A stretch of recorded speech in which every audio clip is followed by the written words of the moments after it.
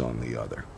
And so, under the umbrella of an organization which still exists, which is called the National Association of Manufacturers, and whose membership included all of the major corporations of the United States, a campaign is launched explicitly designed to create emotional attachments between the public and big business. It's Bernays' techniques being used on a grand scale. I mean, totally.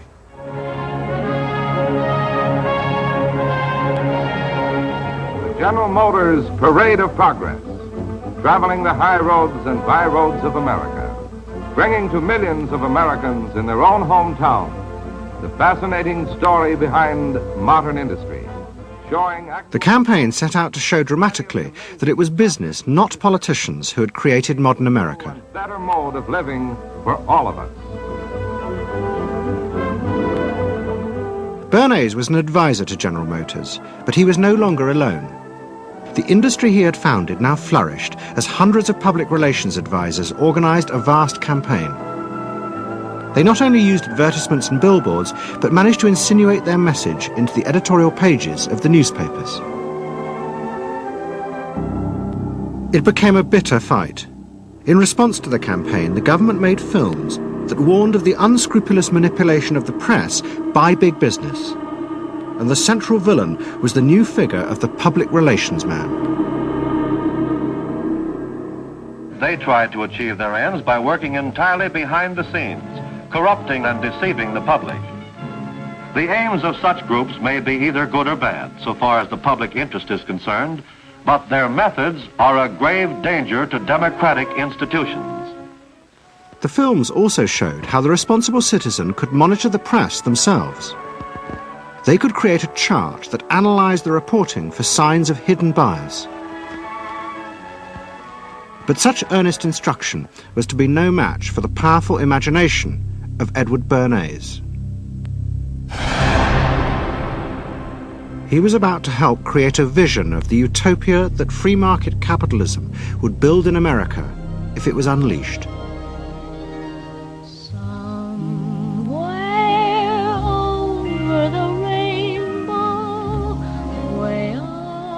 In 1939, New York hosted the World's Fair. Edward Bernays was a central advisor. He insisted that the theme be the link between democracy and American business.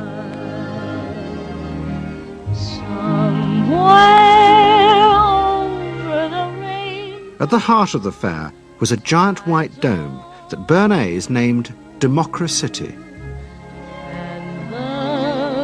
And the central exhibit was a vast working model of America's future, constructed by the General Motors Corporation. To my father, the World's Fair was an opportunity to keep the status quo, that is, capitalism in a democracy. Democracy and capitalism, that marriage, right, linking, just like that. He did that by manipulating people and getting them to think that you couldn't have real democracy in anything but a capitalist society, which was capable of doing anything, of creating these wonderful highways, of making, moving pictures inside everybody's house, of telephones that didn't need cords, of sleek roadsters. I mean, it was consumerist, but at the same time, you inferred that in a funny way, democracy and capitalism went together. The World's Fair was an extraordinary success and captured America's imagination. The vision it portrayed was of a new form of democracy, in which business responded to people's innermost desires in a way politicians could never do.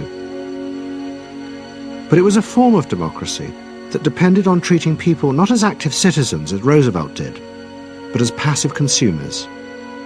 Because this, Bernays believed, was the key to control in a mass democracy.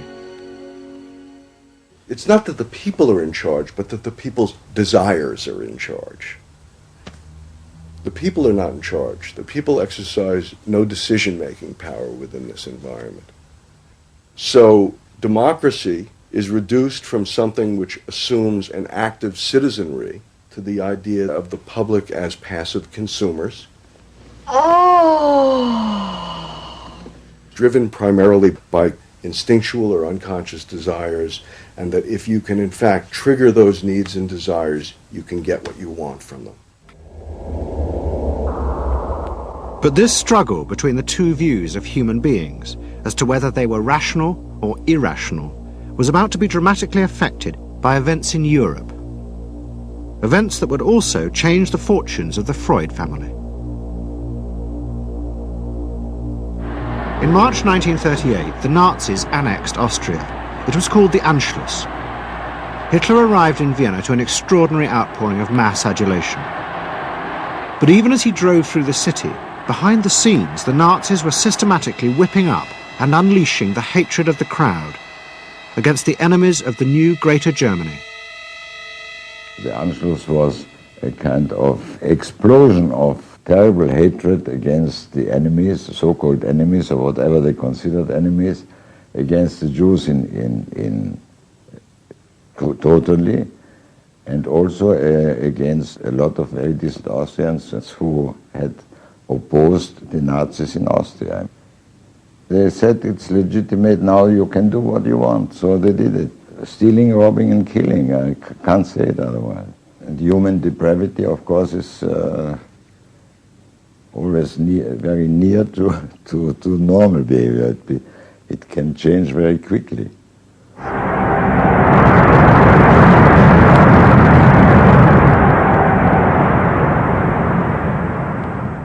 As the violence and assassinations raged in Vienna, Freud decided he had to leave. His aim was to go to Britain, but he knew that Britain, like many countries, was refusing entry to most Jewish refugees. But help came from the leading psychoanalyst in Britain, Ernest Jones.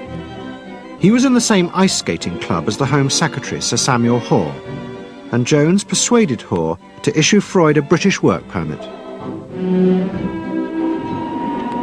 And in May 1938, Freud, his daughter Anna, and other members of his family set off for London.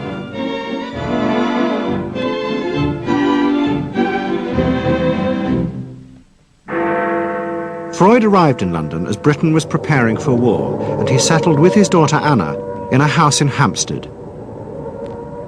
But Freud's cancer was now far advanced, and in September 1939, just 3 weeks after the outbreak of war, he died.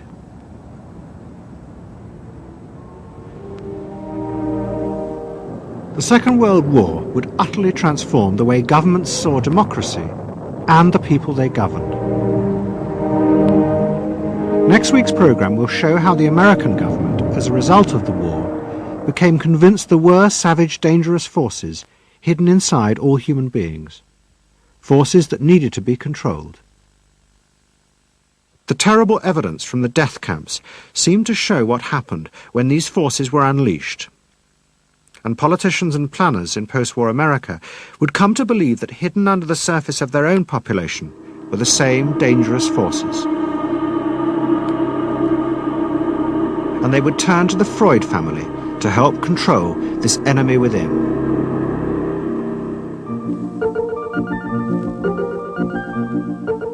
And ever adaptable, Edward Bernays would work not just for the American government, but the CIA. And Sigmund Freud's daughter, Anna, would also become powerful in the United States, because she believed that people could be taught to control the irrational forces within them. Out of this would come vast government programs to manage the inner psychological life of the masses.